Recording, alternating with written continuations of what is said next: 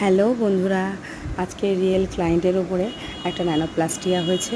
তো সবাই দেখো কিভাবে করেছি আর কেমন হয়েছে, সবাই প্লিজ কমেন্ট একটু জানিও। ক্লায়েন্ট ভীষণ খুশি যে আজকে ন্যানোপ্লাস্টিয়া তার ভীষণ পছন্দ হয়েছে।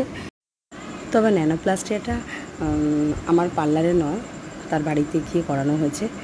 তো একটু প্রবলেম হয়েছে কি চুল ওয়াশ করানো এসব ব্যাপারে, কিন্তু যাই হোক, প্রবলেম হলেও রেজাল্ট খুব ভালোই এসছে। সবাই একটু দেখো, সবাই প্লিজ কমেন্ট করে জানিও কেমন হয়েছে। Thank you so much. Tata everybody.